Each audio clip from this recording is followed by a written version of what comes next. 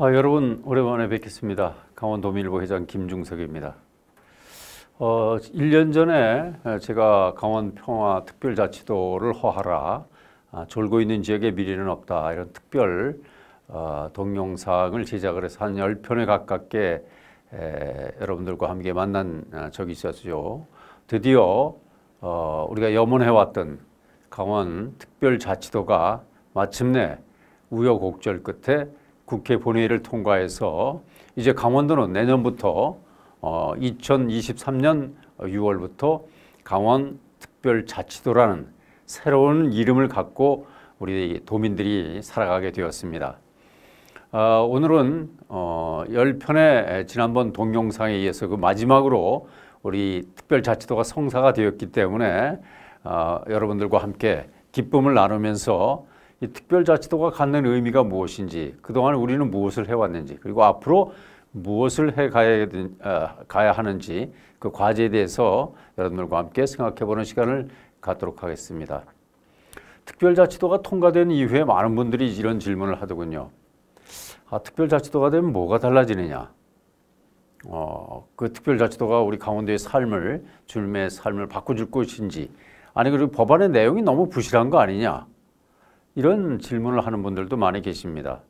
그래서 오늘은 이 특별자치도가 담겨진 내용은 무엇이고 그것이 강원도에 어떤 변화를 가져올 것인지에 대해서도 함께 설명을 드리도록 하겠습니다. 그러면 이 특별자치도라는 것이 왜 탄생하게 되었는지, 왜 우리 강원도민들은 특별자치도 또 경제특별자치도를 요구하게 되었는지 그 배경을 먼저 설명드리도록 하겠습니다.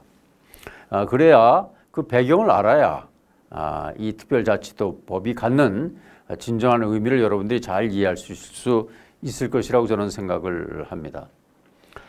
먼저 우리 특별자치도법이 나오게 된 배경을 설명드리려면 강원도의 실상이 어떤지를 여러분들이 아셔야 될 겁니다. 자, 먼저 우리 강원도의 실상을 설명을 드리자면, 잘 아시는 것처럼 우리 강원도는 유일한 분단도죠. 분단국가의 분단도입니다. 그리고 많은 휴전선과 접경지역을 갖고 있죠. 그러다 보니까 자연스럽게 군사 규제를 많이 받아온 땅입니다. 또 산지 규제도 많이 받아왔고, 그래서 이 개발이 아주 어려운 규제 지역으로 남아 있었죠. 그러다 보니까 경제가 어떻겠습니까? 경제가 많이 어렵지 않았겠어요? 그 다음에 땅덩어리는 우리나라에서 두 번째로 넓습니다. 경상북도 다음으로 넓은데 인구가 적죠. 그래서 아주 인구 밀도가 아주 적은, 그래서 인구가 적다 보니까 정치력, 행정력, 경제력이 모두 낮은 지역이죠. 그 다음에 그동안에 개발에서 소외가 많이 되어 왔습니다. 우리 강원도는 여러 가지 요인으로 해서. 그래서 변방 지역으로 일컬어져 왔습니다. 수도권에서 멀리 떨어져 있고 산이 많고 교통이 어렵고, 그래서 낙후가 되어 있는 변방 지역으로 이미지를 갖고 있었죠. 또한 우리는 강원도는 문화적으로 많이 소외되었던 지역입니다. 그래서 사람들이 강원도는 멀다, 서울에 가면 멀리서 오셨네요. 사실은 전라도나 경상도보다도 훨씬 가까운 지역에 있음에도 불구하고 우리 국민들의 머릿속에는 강원도는 먼 땅이라는, 그게 바로 문화 소외 지역을 상징하는 관용어처럼 인식되었던 것이 우리 강원도의 실상입니다. 좀 구체적으로 좀 들어가 보면은 우리 강원도는 인구가 계속 줄어들어 왔죠. 여러분들 1970년대에 우리 강원도 인구가 186만 명이었습니다. 그런데 계속 줄어서 지금은 153만 9천 명으로 줄어들었습니다. 물론 강원도만 줄어든 건 아니죠. 서울, 인천, 경기 이른바 수도권을 제외하고는 많은 비수도권 지역이 모두 인구가 줄어든 것은 사실입니다만은 우리 강원도는 유독이 인구가 계속 줄어서 지금 제주도를 빼고는 전국에서 가장 인구가 적은 인구 과소 지역이 되고 말았죠. 자, 인구가 이렇게 줄다 보니까 많은 사람들이 지금 지방 소멸을 걱정하고 있습니다. 인구가 줄어서 앞으로 없어질 땅을 이렇게 보면은 여기 보시면 경상북도 그리고 전라북도, 전라남도, 우리 강원도가 앞으로 인구가 계속 줄어들어서 장차 없어질지도 모르는 지역으로 이렇게 분류가 되고 있습니다. 향후 한 30년 내에 우리나라의 226개 시군구 가운데 한 37% 정도가 없어질 것이다. 이런 분석들이 나왔는데 우리 강원도는 18개 시군 중에서 무려 11개 시군이 앞으로 없어질지도 모른다는 이런 암울한 전망까지 나오고 있는 상황이죠. 특히 우리 강원도는 젊은이들이 많이 빠져나가는 바람에 전국에서 고령화 비율이 아주 높은 지역으로 꼽히고 있습니다. 65세 이상 인구가 20%를 넘어가면 초고령 사회라고 얘기를 합니다. 그런데 우리 강원도는 이미 벌써 초고령 사회를 훨씬 넘어서 22%, 춘천, 원주, 강릉처럼 좀 젊은 인구가 있는 지역이 같이 평균으로 계산되다 보니까 군 단위는 뭐 30% 넘는 데도 있고 심한 곳은 35%까지 노인 인구가 많은 그런 지역이 되고 말았습니다. 이 젊은 사람들도 인구가 많이 빠져나가다 보니까 빈집들이 이렇게 많죠. 우리 강원도는 빈집들이 아주 많은 지역이 되고 말았습니다.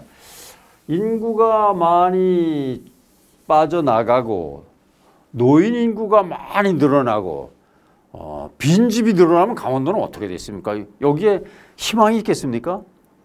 이런 문제의식 속에서 우리 강원도의 특별자치도의 추진 배경이 되었죠. 경제력을 보시면 강원도가 2.4%입니다. 전국에. 우리 강원도 인구가 2.9%인데 지금 경제력은 인구보다도 적은 것이 현실이죠. 또 이뿐만 아닙니다. 이제 사람이 이제 월급 생활자들 보면은 잘 사는 지역하고 못 사는 지역을 잘 비교해 볼 수 있는 통계표가 여기 바로 있습니다. 금년 3월에 발표한 2020년도 이제 근로소득 연말 정산 결과를 보면 상위 1%의 근로소득자, 우리나라 국민의 상위 1% 근로소득자가 강원도는 1912명밖에 안 됩니다. 1912명. 전국에서 세종시, 인구가 한 35만 정도밖에 안 되는 세종시 빼놓고는 전국에서 월급을 많이 받는 사람이 가장 적은 곳이 바로 강원도입니다. 왜 월급이 적겠습니까? 경제력이 그만큼 적고 돈이 많이 안 돌아가니까 이렇게 소득자가 고소득자가 적은 것이고 인구 10만 명당 상위 1%에 소득하는 근로소득자는 강원도가 124명. 마찬가지로 전국에서 가장 적습니다. 맨 꼴찌입니다. 자, 이렇게 어려운 삶을 살아가고 있습니다. 저한테 이런 질문을 하시는 분이 계시더군요. 아유, 지금 옛날보다 우리가 얼마나 잘 살게 되었는데 그런 얘기를 하냐. 물론 과거보다 우리 어렸을 때보다 아주 잘 살게 되었죠. 그렇지만 다른 지역과 비교를 해보면 강원도가 상당히 떨어지고 있고 앞으로 전망이 점점 어두워지고 있다는 데 문제가 있다는 말씀을 드리는 겁니다. 우리나라는 인구가 많은 지역이 힘이 세겠죠. 국회의원도 많고 배출하는 인물도 많고 고위공직자들도 많고 돈 많은 사람들도 많고 그런데 우리 강원도는 인구가 적다 보니까 여러분들 보시면 대구 경북권 이른바 TK 지역이라는 곳은 대구 광역시와 경상북도가 있죠. 그리고 부산, 울산, 경남이라고 하는 여기 이른바 PK 지역이라고 하죠. 여기도 부산광역시에다가 울산광역시에다가 경상남도라는 큰 광역지자체가 3개가 PK 지역에 있고, 광주 전남은 광주광역시와 전라남도가 있죠. 그죠? 그 다음에 대전 충남은 대전 광역시와 충청남도가 있고, 서울 인천 경기는 뭐 말할 것도 없이 서울특별시에다가 이 인천광역시에다가 다 이렇게 광역시도를 1개 내지 2개씩을 다 갖고 있습니다. 그러면 광역시가 없는 곳이 어디입니까? 충청북도 청주, 전라북도 전주입니다. 근데 여기는 인구가, 청주는 83만 명, 전주는 65만 명입니다. 인구 50만이 넘어가면 우리나라 자치분권법에 행정과 재정에 특례를 주도록 되어 있습니다. 그런데 여기서 50만, 청주하고 전북은 광역시는 없지만 인구가 50만이 넘어가니까 행재정 특례를 받을 수 있습니다. 그런데 유독이 빠지는 데가 바로 우리 강원도죠.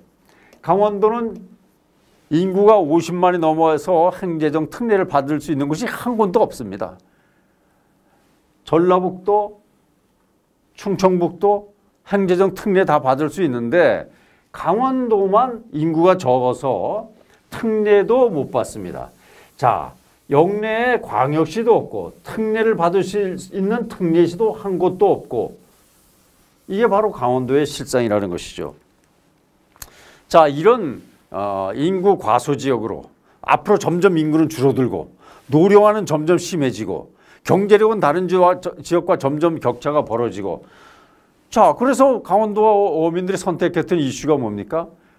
바로 동계올림픽을 유치를 해서 우리 강원도의 경제력도 높이고 철도도 깔고 그런 국제적 도시로, 지역으로 부상시키자, 이런 온도민들의 여러 같은 성원 속에 우리가 평창 동계올림픽을 치러냈지 않았습니까? 이 평창올림픽 덕분에 강릉의 인구가 많이 유동인구가 늘어나게 되고 또 서울서 강릉까지 고속철도가 뚫리게 된 효과는 있죠. 그런데 이것만으로 강원도의 지금 여러 가지 경제적 어려움, 앞으로의 강원도의 비전을 만들어 가기는 한계에 봉착했다는 것을 우리는 인식해야 됩니다. 특히 우리 강원도민들은 안타깝게 세계적으로 우리 노인 자살률이 세계 1위 아닙니까? 근데 우리 강원도에 많은 독거노인들이 생존해 계시고 해서 자살률도 굉장히 높은 지역으로 나타나고 있습니다. 이것이 바로 우리 강원도가 특별한 대책을 요구하게 된 배경이 되는 것이죠. 그 특별한 대책이 바로 무엇이냐? 그게 바로 제주도 특별자치도와 세종특별자치처럼 앞에 특별자가 들어가는 자치특별도를 만들어달라는 요구였습니다. 그것이 바로 이제 드디어 성사를 시킨 강원특별자치도란 것을 말씀드릴 수가 있겠습니다. 자, 이 강원특별자치도는 여러분들 아시는 것처럼 2가지 법안이 제출되었었습니다. 먼저 허영 더불어민주당 국회의원이 이제 강원도에 이제 그런 입법 뒷받침을 받아서 강원 평화특별자치도 법안을 국회에 제출했고, 국민의힘의 이양수 국회의원은 강원특별자치도 및 환동의 경제자유특구 지정 법안이라고 해서 여기는 평화, 여기는 경제에 방점을 찍은 2가지 법률안이 제출이 되었습니다. 서로 다른 법 같았지만 특별자치도를 만들어달라는 법안의 기본 핵심은 같았죠. 그게 바로 뭐냐면 특별하게 자치를 결합시킨 특별자치도를 만들어달라는 것입니다. 특별. 이 특별자치도에는 그 제일 법안의 핵심 기조가 무엇이냐? 고도의 자치권에 기반한 특별한 지위를 인정해달라는 개념. 다른 지역과 달리 강원도에는 고도의 자치분권 개념을 기반으로 해서 여기에 행정과 재정 특례를 부여해달라. 권한도 좀 넘겨주고 돈도 좀 많이 줘서 이 다른 지역과의 격차를 좁혀줄 수 있는 그런 법을 만들어달라는 것이 바로 이 특별자치도 법이었고, 이름은 좀 다릅니다만 결과적으로 강원도를 개발을 제어하고 있는, 개발의 족쇄를 채워놓고 있는 뭐 산지 규제, 군사 규제, 그다음에 뭐 환경 규제, 이런 개발을 못하게 족쇄를 채워놓은 것을 좀 걷어내 줄 수 있는 행재정 권한도 주고 개발 족쇄도 걷어내서 외지에서 많은 기업들이 여기에 투자를 할 수 있는 그런 환경을 만들어 달라. 그것은 이런 특별법을 통해서 결국 강원도의 미래 먹거리를 법적으로 만들어 달라. 이런 의미의 특별자치도 법안이 추진되었던 것이죠. 이 법은 여러분들 제주 특별자치도가 있었기 때문에 가능했습니다. 2006년에 제주도가 특별자치도로 출범이 되었죠. 자, 제주도만 특별자치도 해줄 것이냐? 앞으로 제주도를 시범 모델로 해서 전국적으로 특별자치도를 확산시킨다는 것이 당초에 2006년 그 무렵의 시대적 배경이었습니다. 자, 그래서 2008년에 처음으로 우리 강원도에서도 특별자치도 놀이가 강원도의회 세미나에서 나왔죠. 우리 강원도도 말이 어려운데 제주도처럼 특별한 대접을 받는 도를 만들자. 논의에 이어서 2010년에 한나라당 이계진 후보가 강원특별자치도를 처음으로 공약을 했습니다. 그리고 2012년에 18대 대선 때 문재인 후보가 강원특별자치도를 공약으로 했고, 2017년에 이어서 다시 19대 대선 때 문재인 후보가 강원도를 특별자치도로 만들어 주겠다는 약속을 강원도민들한테 하게 되었습니다. 그러나 당선된 이후에 국정과제에서 당시에는 평화특별자치도였는데 그게 빠지고 말았었죠. 2018년은 우리 강원도에서 강원평화특별자치도 설치 연구 용역을 강원연구원에 의뢰를 해서 드디어 본격적인 특별자치도 이 작업이 진행이 되었고, 2018년에는 최문술 후보가 강원평화특별자치도를 다시 공약으로 도민들 앞에 약속을 하게 되었습니다. 그리고 이 약속에 이어서 그것을 기반으로 해서 토대로 해서 당시 심기준 민주당 의원이 강원평화특별자치도 설치와 평화통일특구 지정에 관한 특별법안을 국회에 냈습니다. 그런데 논의가 제대로 안 되고 이제 폐기가 되고 말았죠. 국회가 다시 바뀌는 바람에.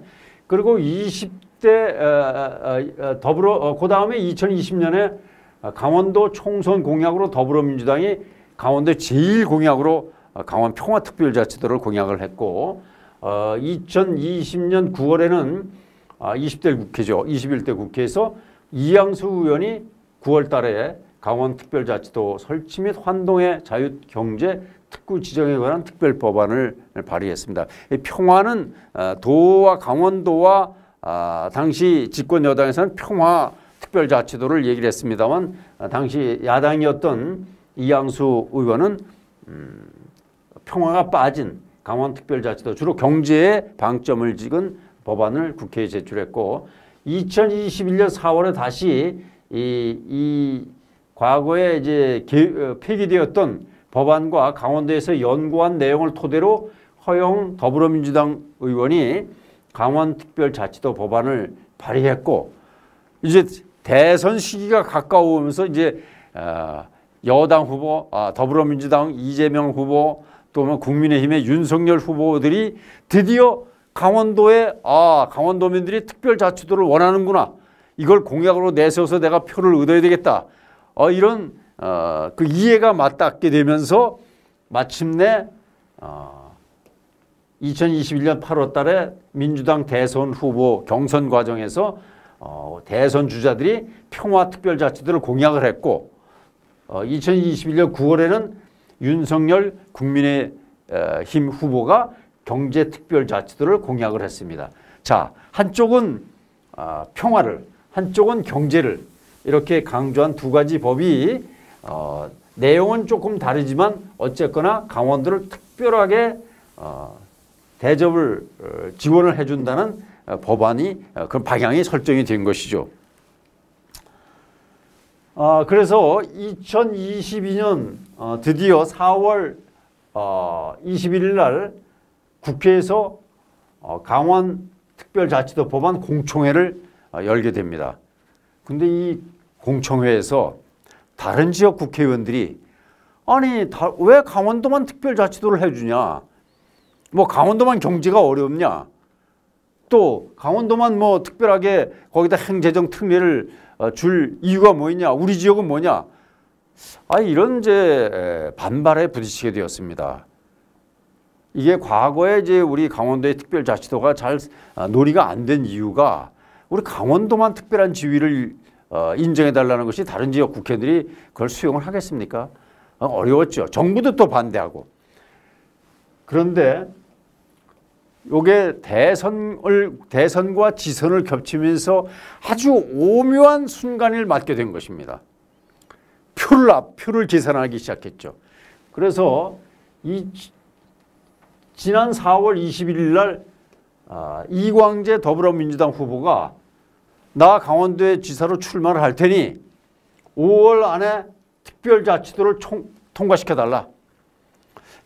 지금까지는 더불어민주당이 국회에 다수당을 의석을 차지하고 있죠. 그러니까 이광재 후보가 더불어민주당에서 밀어붙여달라. 법안을. 다수당이니까 뭐 충분히 가능했죠. 그걸 전제로 5월 달에 통과시켜주는 것을 전제로 내가 강원도지사 출마하겠다. 그래서 이제 더불어민주당 비상대책위원회 위원장인 윤호중 의원과 또 박지원 양 두 위원장이 있는데 좋다. 5월 안에 통과시켜 주겠다. 근데 참 재밌는 게 이 더불어민주당의 비상대책위원장 2명이 전부 강원도 출신이라는 아주 오묘한 상황을 맞게 된 거예요. 그러니까 우리 고향에 나가는 후보가 특별자치도를 공약을 하니까 밀어주겠다. 통과시켜 주겠다. 5월 안에. 이런 약속을 하게 됩니다. 그런데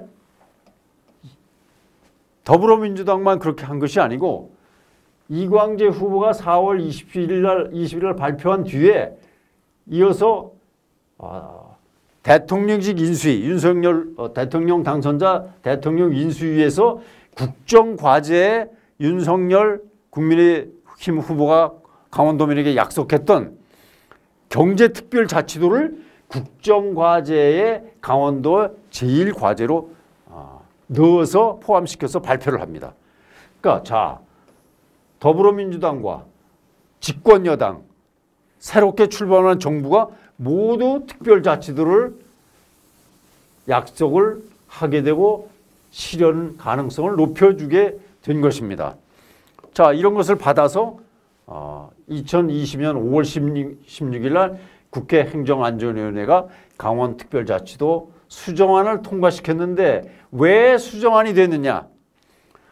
민주당에서는 평화를, 국민의힘에서는 경제를, 두 가지 법안이 나왔는데 이걸 각각 통과시키기가 어려우니까 이걸 합쳐가지고 강원특별자치도 법이라는 두 개의 법안 중에서 핵심적인 내용만 빼서 한 개의 법안을 위원장 대안으로 만들어서 수정안을 통과시켜야 됩니다. 자, 이 두 가지 법안에 대해서 핵심적인 내용만 뽑아가지고 구체적인 내용들은 덜어내고, 왜? 정부가 세부적인 내용을 협의하려고 하면 법 통과가 안 되기 때문에 정부가 받을 수 있는 대강의 내용들만 법안에 반영을 해서 통과시키는데 동의를 해줬기 때문에 위원장 대안이 통과될 수 있었고 이게 5월 26일 날 법사위를 통과해서 드디어 국회 본회의를 통과하게 된 것입니다.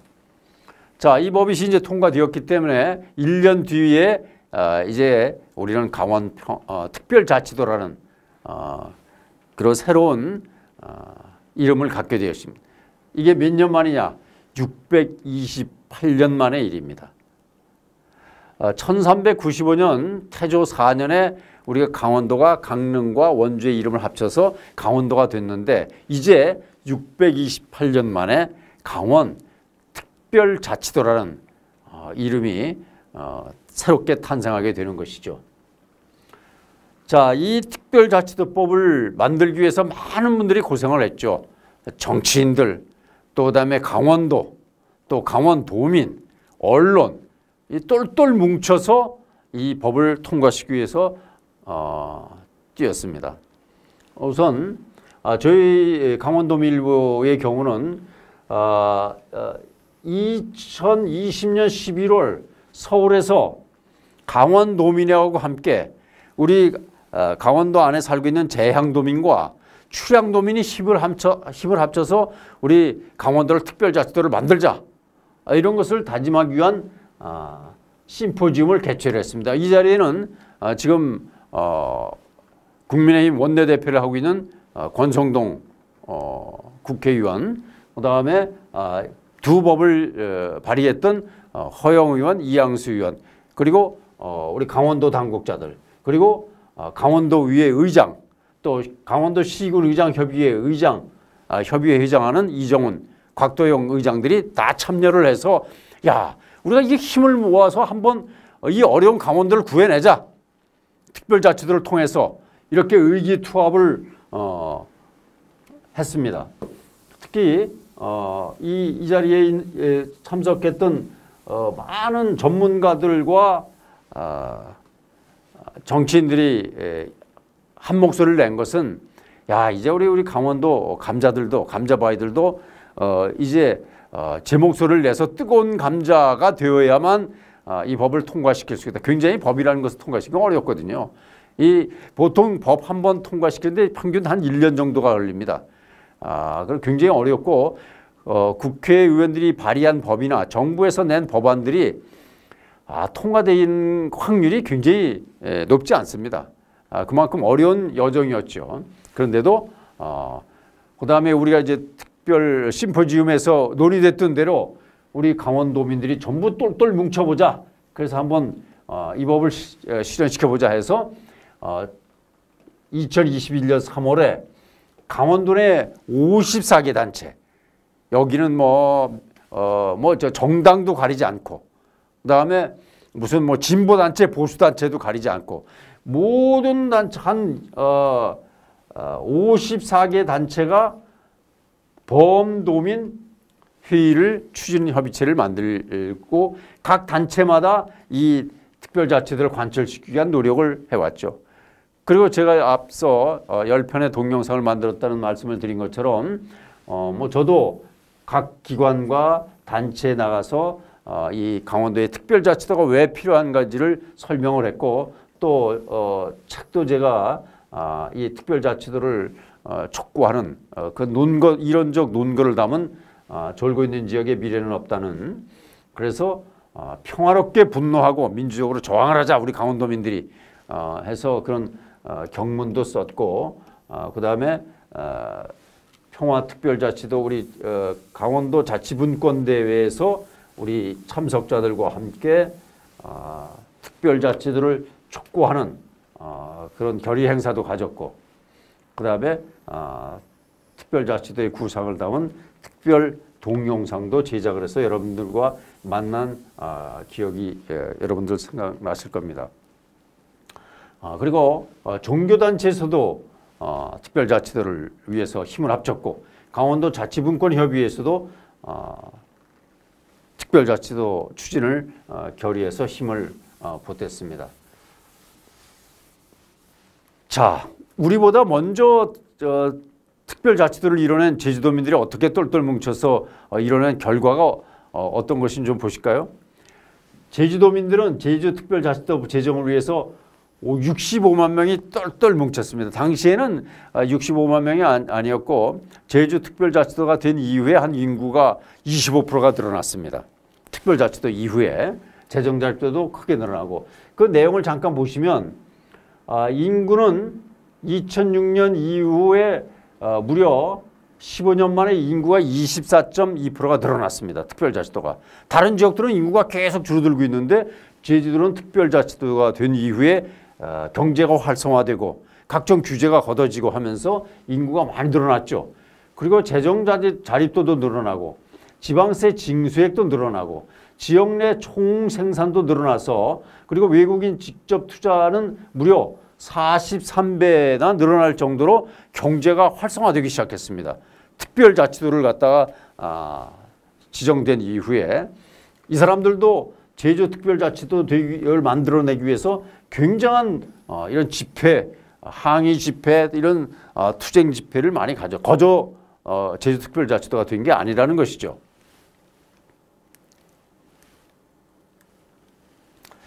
제주특별자치도는 그럼 여러분들 혹시 법안 보신 분 계신지 모르겠습니다만 간단하게 제주특별자치도법에 뭐가 들어가 있는지 설명을 좀 드려보겠습니다.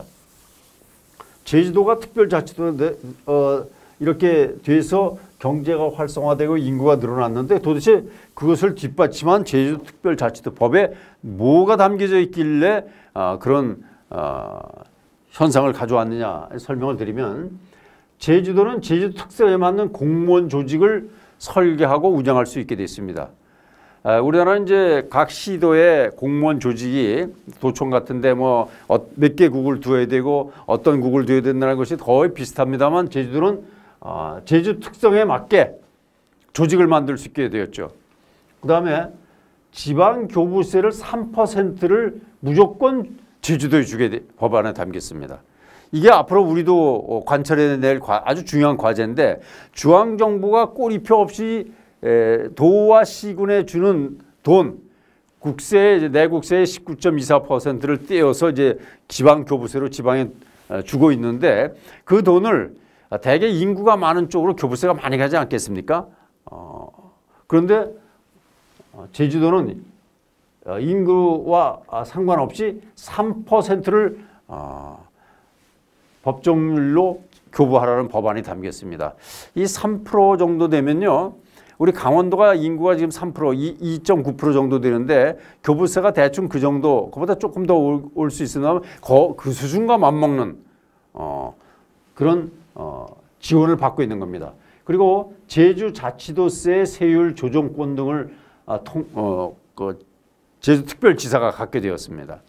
그 다음에 도의회 기능과 전문성도 강화되고 전국에서 처음으로 자치경찰제가 운영이 되었습니다. 제주도 가신 분 혹시 말 타고 관광경찰 무슨 뭐 이런 경찰 자치경찰 사이카도 보고 백차도 보셨는지 모르겠습니다만 자치경찰을 전국에서 처음으로 운영하게 되었고 그 다음에 국토관리청, 중소기업청, 해양수산청, 보훈청, 환경출산소, 고용센터, 노동위 등 7개의 특별행정기관을 제주도 특별지사 소속으로 이관시켜 주었습니다. 우리 강원도 같은 경우에 원주지방국토청, 원주지방산림청, 원주지방환경청, 조달청, 고용청 이런 게 전부 중앙부처 공무원들이 직접 내려와서 일하고 있죠. 그런데 제주도는 그 중앙지방행정관서를 전부 시도지사 밑으로 편제를 했습니다. 그래서 효율적으로 이런 특별 행정들을 다룰 수 있게 된 것이 굉장히 큰 특징이고 그 다음에 보통교부금도 총액의 1.57%를 무조건 제주도는 줘라. 그 다음에 제주형 자율학교 운영 및 영어 교육도시 조성과 국제학교를 설립할 수 있는 교육 특례를 부여했습니다. 제주도에는 영어도시도 있고 국제학교도 있고 그렇죠. 근데 다른 지역은 그걸 못하게 돼 있죠. 근데 특별히 이 교육 특례를 제주도에 부여를 했고 그 다음에 여러분 제주도 여행 가보시면 공항에서 내국인들이 면세점을 이용하죠. 다른 지역에는 없죠. 내국인 면세점. 그건 왜 그거 했냐면 거기서 나오는 수익을 제주도 발전 기금으로 쓸 수 있게 내국인 면세점을 설치했습니다.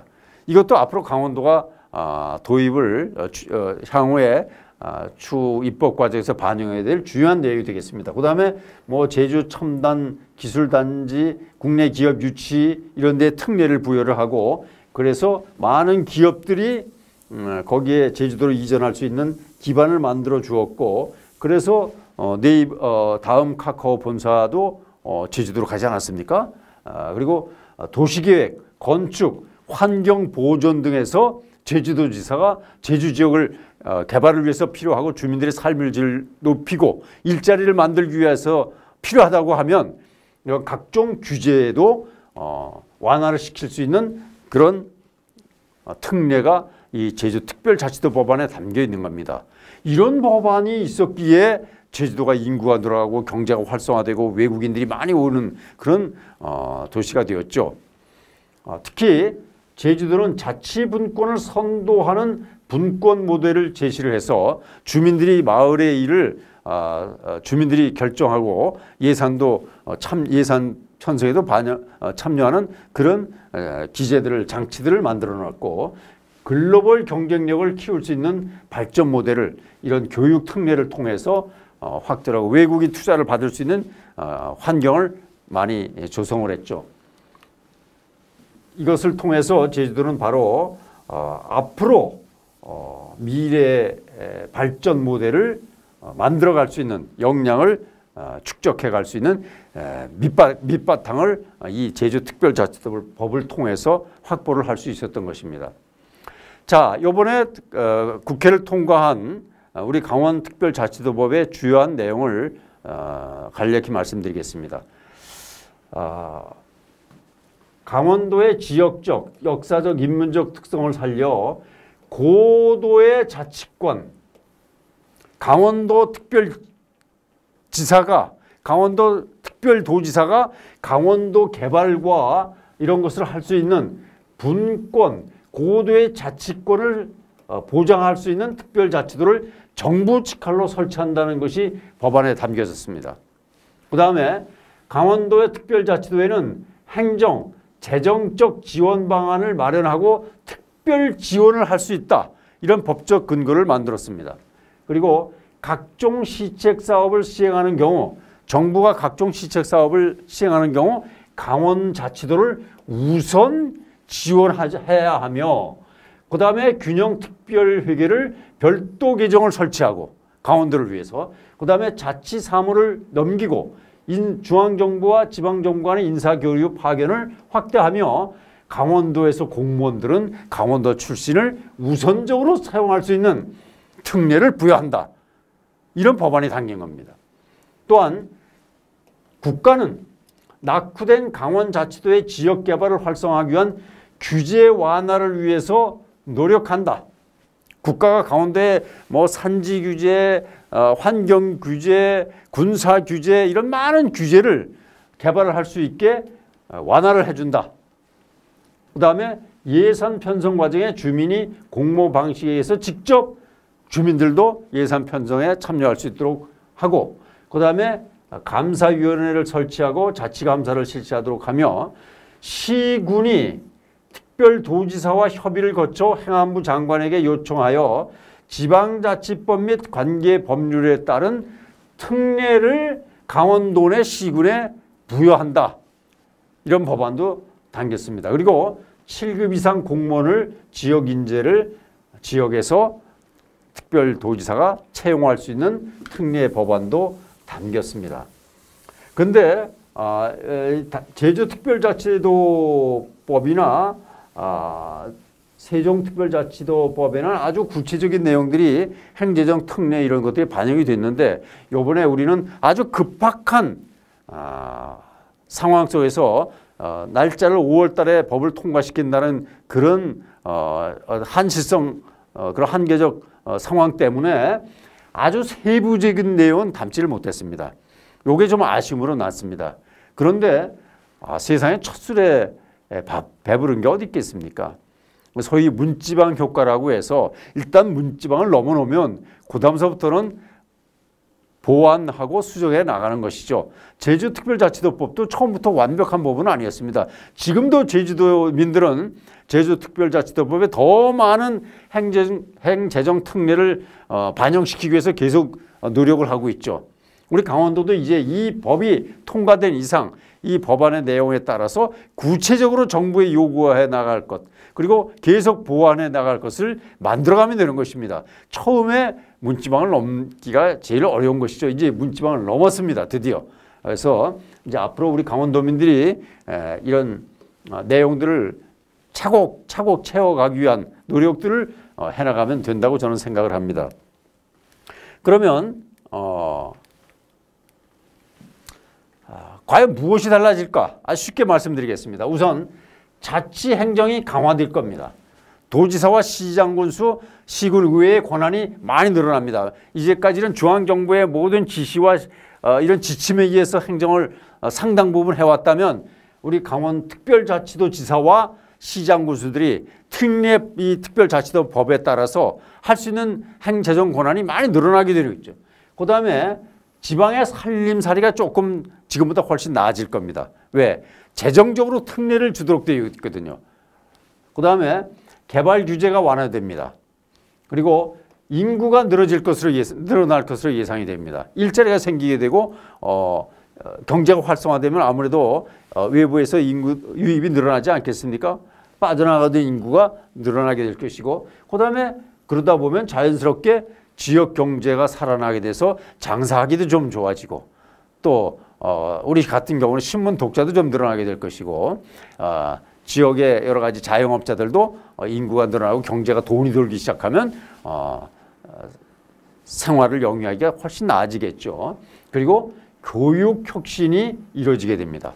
강원도에 이제 여러 가지 교육 제도를 바꿔갈 수 있는 그런 특례들이 부여가 되면 결국 우리 강원도민의 삶, 나의 삶이 바뀌게 되는 것입니다. 이게 바로 강원특별자치도가 되면 달라질 변화상이라고 말씀을 드릴 수 있겠습니다. 이제 정리해서 이제 말씀을 드리도록 하겠습니다. 참 어려운 과정. 이게 저도 이제 여러 가지 입법 활동에도 참여를 해보고 입법 지형도 봤습니다만, 관찰해 봤습니다만, 이 강원특별자치도 과연 될까?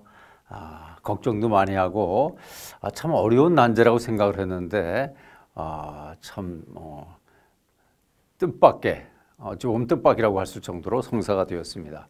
그 배경을 이제 정리를 해서 마무리를 해보겠습니다. 평시 같았으면 어려웠다고 저는 봅니다. 그런데 이 특별자치도법이 제정되기까지의 모든 총체적 분석을 해보면 우선 우리 강원도민들이 그동안 지역에 대한, 지역 발전에 대한 너무 그 절박성을 느껴왔다는 것이죠. 그게 바로 우리 강원도는 아주 낙후된 지역이 이제 많고, 다른 지역에 비해서. 그 다음에 중앙정부로부터 많은 이제 좀 소외를 당해왔고, 정책적으로. 그리고 접경지역이라는, 남과 북이 대치하고 있는 접경지역이라는 지정학적인 위치 때문에 군사지역 규제도 많았고, 여러 가지 제약들이 굉장히 많았죠. 거기에 대해서 또 우리 산업화 근대화를 이뤄낸 많은 자원을 제공한 강원도가 그런 특별한 그 희생에 대한 보상을 제대로 받지 못해왔다는 상실감과 박탈감, 이런 것들이 바로 자치분권 시대, 그리고 규제를 풀어보려 하는 새 정부의 그런 새로운 정책 방향과 맞아떨어졌다. 그 절박성. 그리고 두 번째로는 아주 시기적으로 절묘한 시기에 이 법이 성사됐다는 점입니다. 바로 대통령 선거와 지방선거가 겹쳐 있었는데, 이 선거에서 표를 얻기 위해서 두 거대 야당이 모두 함께 같이 공약을 했다는 것입니다. 두 정당이. 그리고 이 강원특별자치도를 성사시키는 것이 자기들의 업적인 것처럼 경쟁이 붙었기 때문에 속도를 낼 수 있었다는 것이죠. 그 다음에 세 번째로는 바로 정치적인 추동성입니다. 강원도 국회의원이 8명밖에 안 되고 중앙부처의 힘과 지방정부의 역량들이 아무래도 갈 수밖에 없지 않습니까? 그럼에도 불구하고 바로 이런 정치적 추동성을 이뤄낸 그 배경에는 여야가 함께 법안을 발의했다는 점. 어느 한쪽에서만 법안을 발의했다면 다른 정당에서 반대를 했겠죠. 그런데 두 당에서 모두 발의를 했다는 점. 그리고 출마를 한 두 야당 후보들이 이 강원특별자치도를 모두 공약했다는 거. 원래 이제 어느 한쪽 후보가 공약을 하면 다른 후보들은 그 공약하기 좀 쉽지 않습니다. 그런데 두 후보가 모두 특별자치도를 공약을 했다는 거. 그리고 출마를 담보로 삼았다는 거. 그래서 당을 압박했다는 점. 그게 주요했다고 저는 봅니다. 그리고 이 국회의 다수당을 차지하고 있는 더불어민주당이 단독으로도 법안을 통과시킬 수 있는 더불어민주당이 이 법안을 주도를 했고, 또 여당은 국민의힘은 실세 국회의원들이 새 정부에 포진해서 이 야당 단독으로 통과시키는 것보다는 함께 힘을 합쳐서 도민들의 표심을 자극해야 되겠다는 그런 아주 오묘하고도 시기적으로 정치적 추동성을 확보할 수 있었던 것이 특별자치도법 제정의 배경입니다. 이에 더해서 이게 뭐 정치적으로만 이루어지는 건 아니겠죠. 도민들이 모두 똘똘 뭉쳐서 모처럼 대응했다는 것을 우리는 주목해야 될 필요가 있습니다. 바로 강원도정이 최문순 지사를 비롯해서 강원도정과 시군이 함께 힘을 합쳐서 강원특별자치도를 이뤄내기 위한 정책적 노력을, 집중적인 노력, 또 중앙정부의 설득, 정치권의 설득을 이끌어냈고, 그 다음에 의회도 함께 강원도의회, 강원도시군 의회 의장협의회도 발벗고 나선 것도 큰 힘이 되었습니다. 여기에 더해서 우리 강원도 내 각 여러 가지 시민단체, 또 중앙회 도민의 출향 도민들도 같이 손을 맞잡았고, 여기에 언론들, 저희 강원도민을 비롯한 지역의 언론들이 강원특별자치도 추진 위원으로도 직접 참여해서 언론에서 우리 도민들이 여론을 결집시켜서 중앙정부와 정치권에 요구를 한 것이 큰 힘이 되어서 이런 네 가지의 요인으로 인해서 우리가 대전환의 시기에 강원시대를 열어갈 수 있는 특별자치도를 마침내 이뤄내는 것입니다. 자, 이제 남은 과제는 이 특별자치도 아까 제가 말씀드린 것처럼 문지방을 넘었다고 말씀드렸는데, 이제 그 법안의 내용을 알차게 하나 둘씩 채워가야 될 것입니다. 뭐 제주도 선행 사례가 있기 때문에 제주도와 비슷한 내용들을 법안에 담아도 되고, 우리는 그보다는 훨씬 더 진전된 내용, 구체적이고 강원 지역 특성에 맞는 내용들을 우리가 꿰어가야 되겠죠.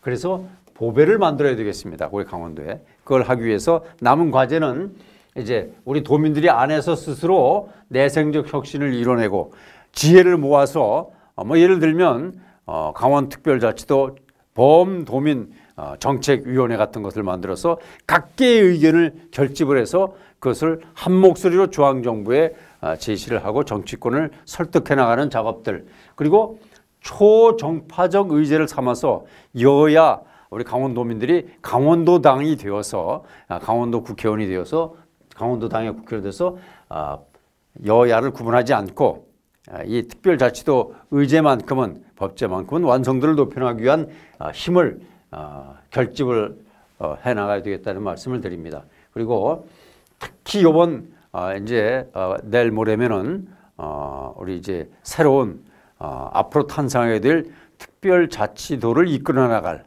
그 안에 정책을 담고 구체적으로 지역 발전을 위한 여러 가지 구상들을 펼쳐나가고 그것을 실현해야 될, 그걸 누가 주체적으로 하겠습니까? 바로 특별자치도 지사와 특별자치도의 시군, 시장군 스님들과 지방의원들이 해나갈 것이라고 생각이 됩니다. 그럼 그런 사람들 어떤 사람들을 뽑아야 되겠습니까? 바로 특별자치도에 대한 법제적 배경과 취지 그리고 내용을 꿰뚫고 그것을 하나하나 보배로 만들어가기 위한 실행력을 담보할 수 있는 역량 있는 일꾼들을 우리가 이번에 선출을 시켜야 되는 것이죠. 그래서 그 사람들이 법 하나가 우리 강원도의 운명을 다 바꿀 수는 없는 것이겠습니다.